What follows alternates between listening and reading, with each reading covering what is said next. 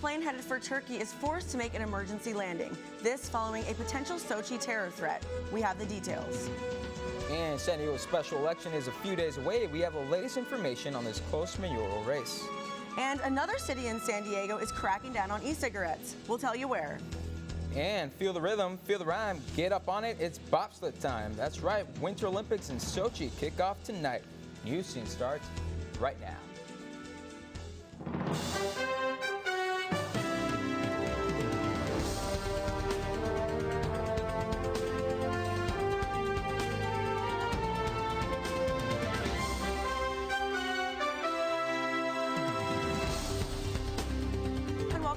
Edition of Newscene. I'm Dallas Richter. And I'm Charlie Veramontes. Thank you for joining us. We begin tonight with breaking news. A plane headed to Istanbul made an emergency landing after a man on board claimed to have a bomb. The alleged hijacker demanded the plane be diverted to Sochi. The F-16 scrambled to intercept the Boeing 737.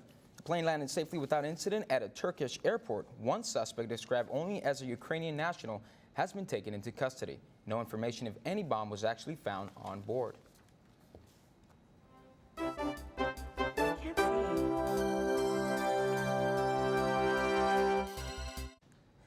The special election to replace former Mayor Bob Filner is just days away. San Diegans have a clear choice between Councilman David Alvarez and Kevin Faulkner.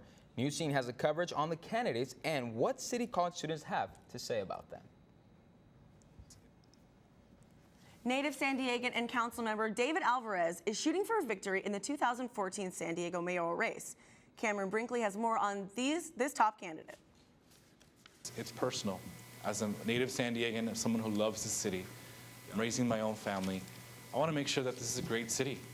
Mayoral candidate David Alvarez grew up in Barrio Logan, a city he says has been overlooked by politicians in the past. This helped influence his grassroots style of politics. But we can't leave people behind.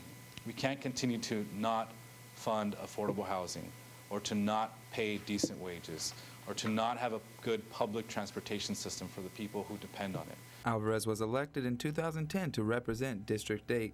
In his 3 years on the city council, Alvarez has done a few things to benefit San Diego.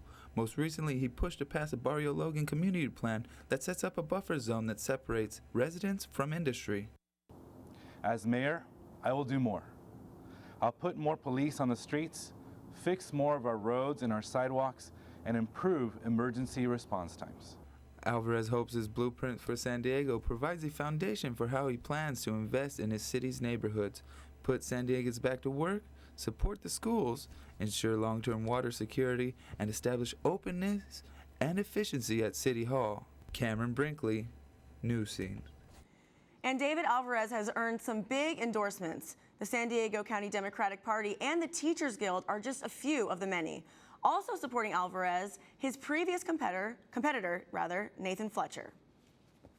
And City Councilman Kevin Faulkner is giving up for Tuesday's special mayoral election. Joshua Limpton is here with a profile on the candidate.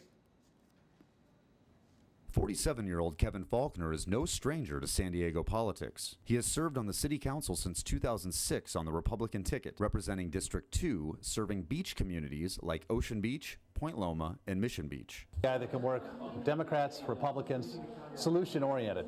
And that's what San Diego needs right now, particularly after we've been through the troubles that we've just gone through as a city.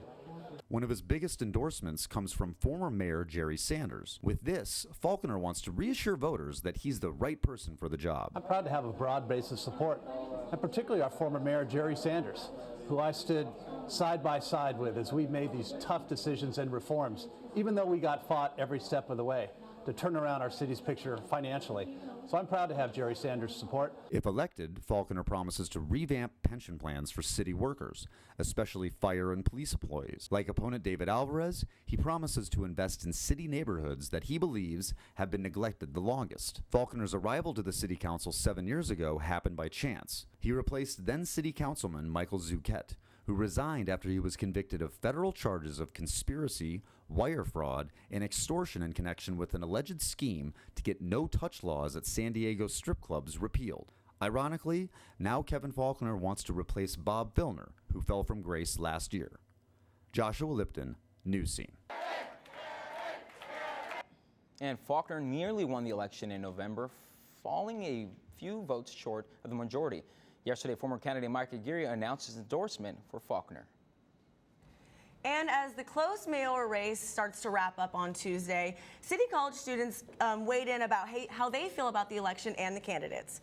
Reporter Shakina Blake is here to tell us more on that. Shakina, what's going on campus? Well, we got a variety of opinions from City College students. The race is tight. Kevin Faulkner has the early lead, but if Alvarez gets a big turnout on election day, he could be the next mayor. We asked City College students their opinions on the race. Well, it's definitely a shoe-in for me for Alvarez, not because he's Mexican, but because of his collective action, his sincerity. Alvarez, because in my perspective, he's like give back to the community, especially in poor neighborhoods in Logan Heights or in Southeast San Diego. So, yeah. Well, I think that I just don't trust a lot of things anymore concerning local government, federal governments. Faulkner, because he seems he's more experienced and he's a veteran. For those who are still undecided, you still have a little more time. The election takes place next Tuesday. And it's just really important that students get out there and vote, no matter who they vote for. Dallas? I agree. Thank you so much. It's no surprise that smoking cigarettes is linked to lung cancer, one of the most commonly diagnosed cancers worldwide. According to the UN, 22 million people will be diagnosed by 2032.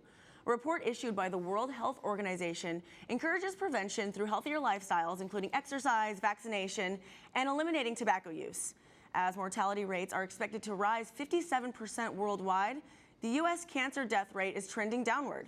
CVS is doing their job by eliminating tobacco sales from all of their locations by October 1st. CEO Larry Merlo believes it's important to direct their customers to healthier lifestyles. And Poway is now one of the many number of California cities to voice their position on the use of e-cigarettes. On February 4th, a proposed ordinance to prohibit e-cigarettes was reviewed by the Poway City Council. The City Council voted unanimously to revise Poway's anti-smoking mandate by redefining smoking to also include e-cigarettes. E-cigarettes enable the user to inhale water vapor containing nicotine without producing smoke or carbon monoxide. California legislatures are currently developing new regulations regarding the use of e-cigarettes. And a firefighter was arrested after he responded to the scene of an accident. The California Highway Patrol is catching heat after an argument on where to park a fire truck, leading to a detainment. The incident took place on the 805 freeway as police and fire crews were responding to an accident. The CHP has not released an official statement. And a police officer is on suspension today on allegations that he sexually assaulted 4 women while on duty. 30-year-old Chris Hayes has been accused of inappropriately touching these women while searching them. The police department is currently conducting an investigation as to whether he violated procedures. Hayes has been placed on paid leave pending the outcome of the case. And the case involving former San Diego police officer convicted of bribery and sexual battery may be overturned. Anthony Arevalos' defense argues that evidence was withheld during his trial. A lawyer for one of the victims claims police meant to withhold information in a larger pattern of cover-ups and corruption. Arevalos is expected to be in court today.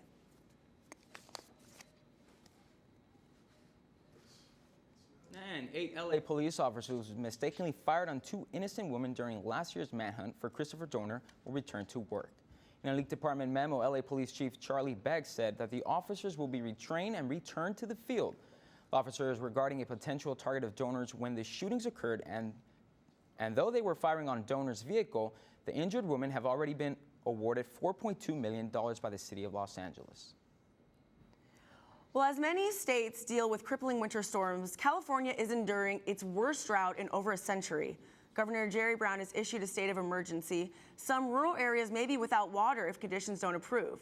The drought has led to fishing regulators halting recreational fishing on 2 rivers until April. The federal government has stepped in and pledged $14 million in aid in water management programs. However, Governor Brown opposes the aid as it intrudes on state programs already in place. It rained here about a half inch last night, and the Bay Area is expecting 3 inches of rain over the weekend. Well, Congress might be singing a different tune in North Carolina. And SGSU's basketball team is heating up for March Madness. Stay tuned and we'll have your sports next. My name is Fernanda. I'm the wife of the